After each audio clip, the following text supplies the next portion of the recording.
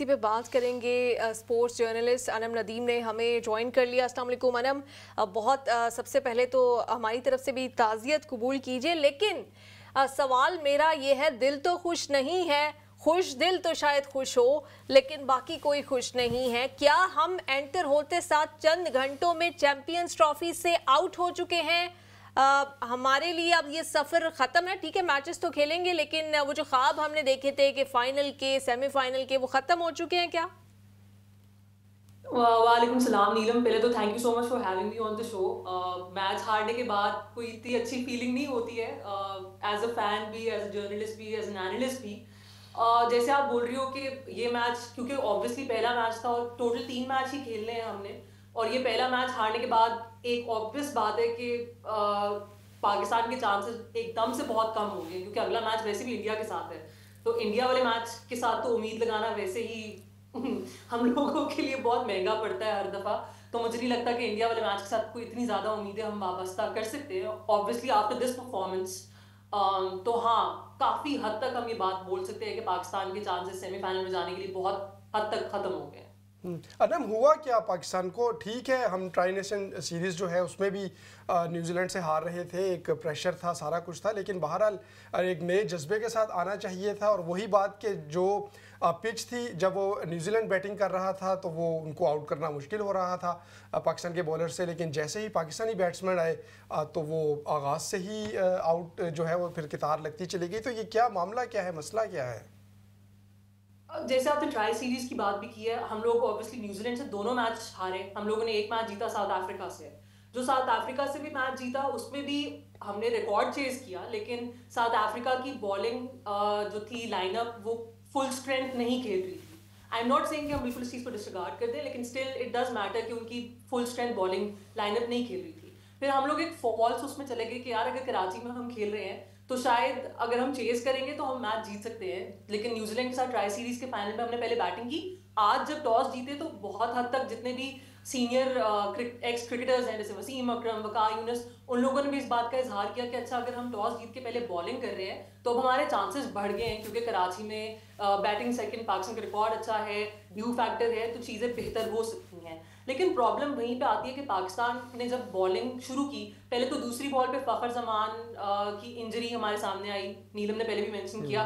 वो एकदम से जब आपके पहले दूसरी बॉल पे मैच के आपके इतनी बड़ा सेटबैक आपको एक लग रहा है कि यार आपका स्टार परफॉर्मर, स्टार बैटर, जिस जो पूरी लाइनअप में सवाए उसके कोई इंटेंट दिखाता नहीं है, अगर वही आपको लग रहा है कि पता नहीं बैटिंग करने आएगा या नहीं आएगा। पहले साइम अयूब के साथ एक हादसा हुआ जिसकी वजह से वो आउट हो गए, पूरी एक आपकी लाइनअप शेकअप हो गई, ठीक है। तो एकदम से आप उस डिप्रेशन में चले गए कि यार ये तो पता नहीं हमारे साथ क्या होना है, आगे क्या नहीं होना। और वही हमें पाकिस्तान की बॉडी लैंग्वेज में नजर आया। डिस्पाइट रिस्ट्रिक्टिंग न्यूजीलैंड, 17 ओवरों में हम लोगों ने उनके 3 आउट कर लिए थे। विलियमसन सिर्फ 1 रन बना सके। उस वक्त तक भी मुझे लग रहा था कि यार ये चीजें अंडर कंट्रोल हैं। लेकिन उसके बाद जैसे ही मिडिल ओवर्स में हम लोग विकेटें नहीं ले सके, हमारे पास 2 पार्ट टाइम बॉलर्स हैं, ये भी आप ना भूलें कि 4 तो हम मेन फ्रंट लाइन हम बॉलर्स खिला रहे हैं, 2 पार्ट टाइम बॉलर्स के साथ हम लोगों ने अपने 10 ओवर्स कंप्लीट किए हैं। जब इनएबिलिटी है विकेट्स ना लेने की, अपनी ही होम कंडीशंस में, आपको पता नहीं है कि आप किस तरह से बॉलिंग अपनी लाइनअप को मैनेज करोगे, किस तरह से आप चीज़ों को देखोगे, तो फिर ये सब कुछ तो होगा।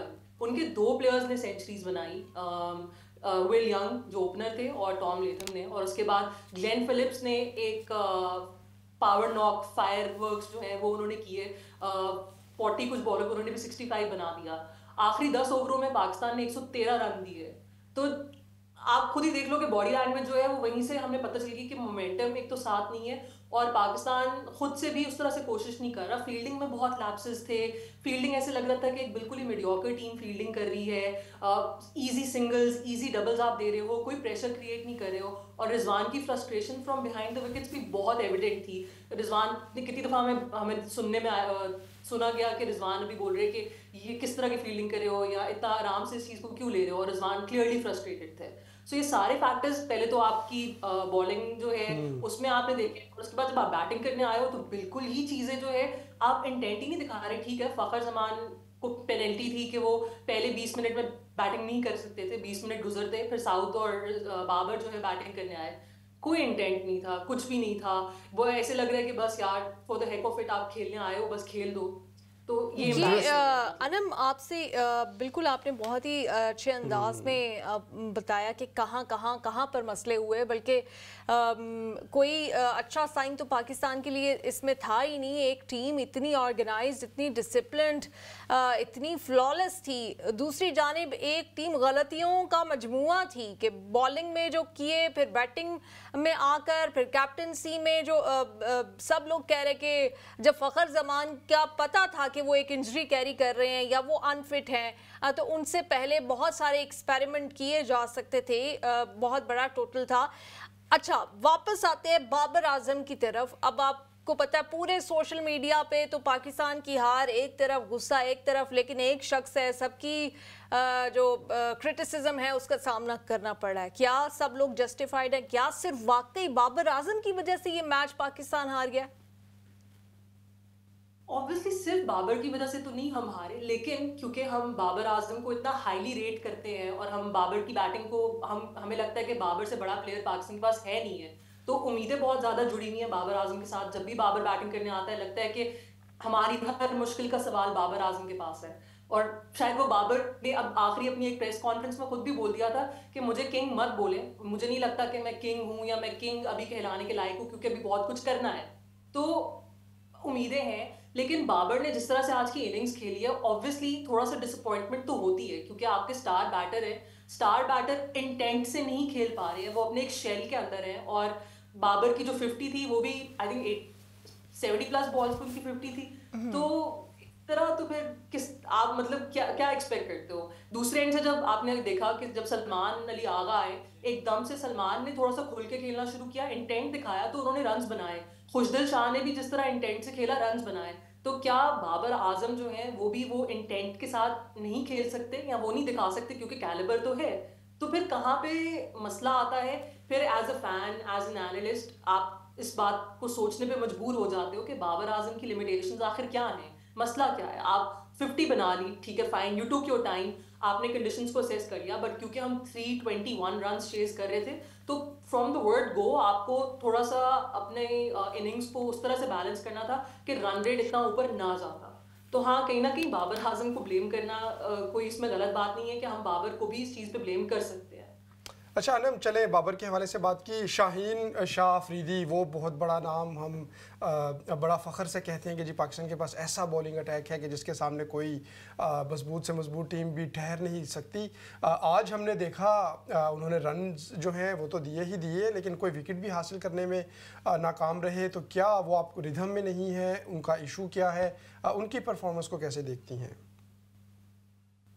अगेन जिस तरह बाबर से उम्मीदें हैं, शाहीन से भी सारी कौम को ही बहुत उम्मीदें हैं। शाहीन का भी वही बात कि एक स्टैचर उस तरह से है कि आपकी उम्मीदें वाबस्ता हो जाती हैं, और जब शाहीन पहले स्पेल में विकेट नहीं लेता तो वो ऑटोमेटिकली आपको लगता है कि यार आज उसका ऑफ डे हो सकता है, क्योंकि जब when Shaheen is on his best, आपको पता है कि पहले स्पेल में, पहले ओवर में, पहले या उसके दूसरे ओवर में विकेट जाती ही जाती है। तो अब लैक ऑफ कॉन्फिडेंस तो नहीं है, अबिलिटी भी उस तरह से नहीं है, क्योंकि पिछली जो ट्राई सीरीज थी उसमें हमें लगा कि शाहीन का रिदम वापस आ रहा है, he was bowling much better. तो आज के मैच में ऐसा क्या हुआ, क्या रीजंस हैं?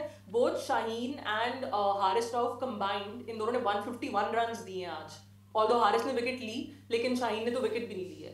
तो आप फिर वही देख लो कि जब आपकी बॉलिंग लाइनअप उस तरह से आपको विकेट्स नहीं दे रही है, न्यूजीलैंड से 5 आउट हुए, तो फिर आपने रन्स भी इतने खा लिए, स्टार बॉलर्स आपके परफॉर्म नहीं कर रहे हैं, तो फिर हर जगह से ही जो है प्रॉब्लम्स हैं। और जब आपकी मैनेजमेंट क्लेम करे कि हम लोगों को अब पता है कि हमने ये जो स्क्वाड सिलेक्ट किया है ये घर की कंडीशंस हैं, तो उससे बेहतर तो फिर मैनेजमेंट से भी सवाल करने की जरूरत है कि आप किस तरह की प्लानिंग कर रहे हो, या आप कॉन्फिडेंस क्यों नहीं दे रहे हो अपने प्लेयर्स को, या वो अगर आप प्लान्स दे रहे हो तो वो एग्जीक्यूट क्यों नहीं कर पा रहे हैं।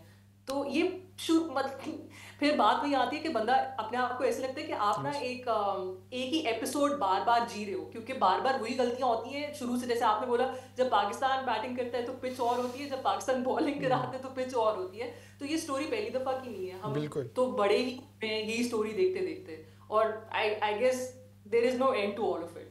अच्छा अनम, कैप्टनसी की बात कर लेते हैं। कैप्टनसी को किस तरह से आप देखती हैं? आज पहली बार काफ़ी लोग बात कर रहे थे कि मोहम्मद रिजवान के बारे में कहा जाता था कि जो भी हो वो अपना उनका फेथ बरकरार रहता है और वो बड़ा अच्छा मैनेज कर लेते हैं प्रेशर को। आज किस तरह से उनकी बॉडी लैंग्वेज तो एविडेंट थी ही, उनके फैसले, जिस तरह से उन्होंने अपने बॉलर्स को यूज़ किया, जिस तरह से बैटिंग के लिए जब वो खुद भी आए, डॉट बॉल्स का भी एक नया रिकॉर्ड कायम करने में पाकिस्तानी टीम जो है वो आज उसने नया रिकॉर्ड बनाया है। फिर फर्स्ट 10 ओवर्स में सबसे कम रन्स बनाने का भी अपना ही कोई नया रिकॉर्ड बना लिया। तो मोहम्मद रिजवान की कैप्टनसी को किस तरह से देखती हैं आप? हाँ, रिजवान का आज बहुत ऑफ डे था। जब आपकी टीम, यही ओडीआई टीम ने ऑस्ट्रेलिया को ऑस्ट्रेलिया में हरा दिया, साउथ अफ्रीका को साउथ अफ्रीका में हरा दिया, तो घर पे जब आप खेल रहे हो, आपको कंडीशंस आपसे बेहतर कोई जानता नहीं है, तो फिर बहुत स्ट्रेंज बात है कि आप डिसाइफर नहीं कर पा रहे हो कि आपका टीम कॉम्बिनेशन क्या बेस्ट होना चाहिए। अगर बाबर से ओपनिंग करवाई जा रही है, बीच में ये भी न्यूज़ है कि बाबर खुद इतना खुश नहीं है ओपन करते हुए, लेकिन अब क्योंकि टीम की डिमांड है तो वो ओपन कर रहे हैं। तो कहीं ना कहीं मुझे लगता है कि रिजवान स्ट्रगल कर रहे हैं टीम डायनामिक्स में भी, कि किस तरह से चीज़ें जो हैं वो चल रही हैं, टीम कॉम्बिनेशन क्यों नहीं सेट हो पा रहा। तो आज क्लियर उनकी फ्रस्ट्रेशन भी नज़र आई है, आज उनके पास कोई जवाब भी नहीं थे। और on the other hand obviously जब आपकी, वही बात मैं बार बार करूँगी कि जब बॉलर्स आपको ब्रेक थ्रू नहीं दिला के दे पा रहे हैं और आपके फील्डर्स उस तरह से फील्डिंग नहीं कर पा रहे हैं। फील्डिंग की मैं बात करूँगी तो हम ग्लेन फिलिप्स ने जो कैच पकड़ा रिजवान का, वो one of the most outstanding, अभी पहला मैच था टूर्नामेंट का, लेकिन वो मुझे लगता है कि that will be the highlight of the champions trophy through out, जो रिजवान का कैच पकड़ा गया। तो आप देख सकते हो कि इन कंपैरिजन न्यूजीलैंड की अर्जेंसी इन फील्डिंग भी बहुत ज़बरदस्त है। वो सिंगल्स भी रोक लेते हैं, वो जहाँ पे 2 हो सकता है वहाँ पे भी 1 सिर्फ करवाते हैं। तो पाकिस्तान की ये सारी चीज़ें I think behind the wickets Rizwan जो थे, वो इस वजह से फिर उनको भी समझ नहीं आ रही थी कि वो ऐसी क्या चीज़ करें या ऐसा क्या बोले इंस्पायर करने के लिए टीम को कि थोड़ी सी कोई बेहतरी हो सके। बिकॉज ओवरऑल बिल्कुल ही आज एक फ्लैट सीन था। और कहीं ना कहीं मुझे लगता है नीलम शायद इस बात का भी, क्योंकि 2 मैच हम लगातार न्यूजीलैंड से हारे हैं पहले, वो भी एक लाहौर एक कराची में, सिमिलर पैटर्न था चीज़ों का। आज का मैच भी उसी पैटर्न पे खेला गया। तो आप फिर यहाँ से हमें इस बात को भी थोड़ा सोचने की ज़रूरत है कि क्यों 2 मैच हारने के बाद हम इस चीज़ को क्यों नहीं डिकोड कर पाए कि न्यूजीलैंड की वीकनेसेस क्या हैं और न्यूजीलैंड को हमने कहाँ पे टारगेट करना है। हमने तो वही गलतियाँ वापस दोहराई हैं जो पहले 2 मैचेस में जो हुए हैं ट्राई सीरीज में, उनमें दोहराई थी। यकीनी तौर पे। अच्छा अनम, आप पाकिस्तानी क्रिकेट को भी फॉलो करती हैं, ओवरऑल भी जो क्रिकेट हो रही होती है, अभी आगाज़ में कुछ इस हवाले से भी गुफ्तगू हुई कि चूँकि फ़खर जो हैं वो मैच के बिल्कुल आगाज़ में ही इंजर हो गए थे, तो उसका एक ज़ाहिर बात है साइकोलॉजिकल जो है पाकिस्तानी टीम प्रेशर ले गई। तो ये क्या पाकिस्तानी टीम के साथ ही हमेशा ऐसा होता है कि जैसे अब साइम अयूब बाहर हैं तो कोई प्लान बी हमें नज़र नहीं आ रहा, या इससे पहले वर्ल्ड कप में अगर नसीम शाह टूर्नामेंट से आउट हो गए थे तो वो पूरे टूर्नामेंट को ही हमने देखा कि ख़राब हो गया पाकिस्तान टीम के लिए, और यही तावीलें दी जाती थी कि जी हमारा जो स्टार बॉलर है वो बाहर है, इस वजह से पूरी टीम प्रेशर में आ गई है। तो ये सिर्फ पाकिस्तानी टीम के साथ होता है या दीगर टीम्स भी इस तरह के इशूज़ की वजह से उनकी जो अच्छी वाली परफॉर्मेंस भी होती है वो तबाह हो जाती है? नहीं, मुझे लगता है सिर्फ पाकिस्तान टीम के साथ ही ये मसला काफी एविडेंट है। अभी न्यूजीलैंड के लिए भी सेटबैक था। लॉकी फर्गुसन जो है वो बिल्कुल 2-3 दिन पहले पता चला कि लॉकी फर्गुसन जो है वो भी नहीं उनके साथ कंटिन्यू कर पाएगा, उसकी भी इंजरी है। इसी तरह थ्रू आउट कितने ऐसे प्लेयर्स हैं जो निकलते गए चैंपियंस ट्रॉफी से पहले, पता चला फलाना इंजर हो गया, पैट कमिंस नहीं खेल रहा, स्टार्क नहीं खेल रहा, बुमराह नहीं खेल रहा। तो ये चीजें तो साथ साथ हैं, लेकिन दूसरी टीम शायद इतना अंडर प्रेशर नहीं आती है जितना पाकिस्तान आ जाता है। और वही बात आपकी कि ये पहली दफा तो हो नहीं रहा है, हर दफा ऐसे होता है और हर दफा ही आपके पास प्लान बी सी होना चाहिए। और हमारे पास अनफॉर्चुनेटली ये मसला है कि जो प्लेयर्स बाहर बैठे होते हैं, हमें लगता है कि वो प्लेयर्स बहुत बेस्ट हैं, उनको टीम में होना चाहिए। जब वो प्लेयर्स टीम में आते हैं वो भी परफॉर्म नहीं कर पाते हैं। तो ये अलमिया जो है ये बहुत ही मुझे तो कभी कभी नहीं समझ आता कि हम इस बात को जस्टिफाई या एक्सप्लेन भी कैसे करें कि इसका हल क्या है। क्योंकि जो लोग बैठे हुए हैं टीम मैनेजमेंट में, आकिब जवेद हैं, अजहर महमूद हैं, कॉम्पिटेंट लोग हैं, अच्छे खासे इनके एक्सपीरियंसेस हैं, सब कुछ है। तो फिर कैसे इस चीज को ये नहीं टैकल कर पाते हैं? हम तो बहुत मतलब ये कॉम्पिटेंसी की आपने बात की, अजहर महमूद तो काफ़ी अरसे से टीम के साथ हैं। आपको याद होगा T20 वर्ल्ड कप में भी जब सुपर ओवर का मरहला आया था तो उस वक्त एक हमें लैक ऑफ प्लानिंग नजर आई थी कि किसी को पता ही नहीं था कि अगर ऐसी सिचुएशन हो जाए किसने जाके वहां पे बैटिंग करनी है। उस वक्त एक कंफ्यूजन सामने आई थी, किसी को कुछ पता ही नहीं था। आज भी ऐसा ही लगा कि ठीक है, फखर जमान का तो आपको सेकेंड बॉल से ही पता चल गया था कि एक इंजरी है, कैरी कर रहे हैं, कुछ आपको डिफरेंट डायनेमिक्स या डिफरेंट एक्सपेरिमेंट करना पड़ेगा। फिर भी कोई ऐसा एक्सपेरिमेंट नहीं नजर आया। अंडरस्टूड चीजें, स्ट्रेट फॉरवर्ड चीजें थी जो नजर आई। ये हम कुछ भी कर सकते थे, कुछ तो करते कि हमें लगता कि आज इन्होंने एक्सपेरिमेंट किया है, इनको पता था बड़ा टोटल है, खुशदिल शाह को ही ऊपर भेज देते, कुछ कर लेते। तो ये कॉम्पिटेंसी इनकी भी उतनी कॉम्पिटेंसी ऑन पेपर है जितनी बाबर आजम की है, या वाकई ये कॉम्पिटेंट है?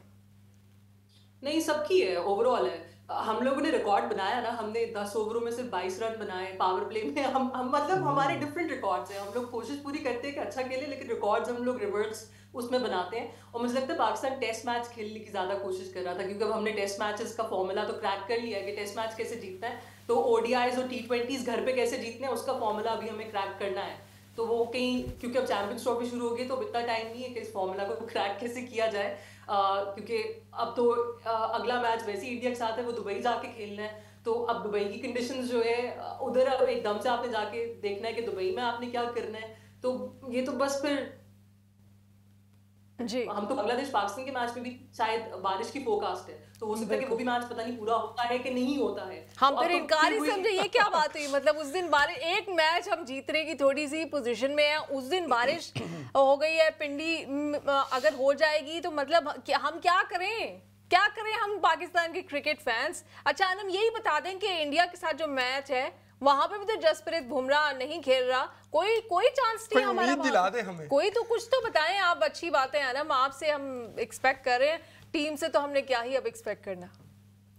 पाकिस्तान टीम के साथ जो हमारा रिलेशनशिप है ना, उसने हमें सिखा दिया कि जैसे ही आप थोड़ी सी उम्मीद बांधते हो इस टीम के साथ, ये आपको उतना ही बुरी तरीके से नीचे फेंकती है।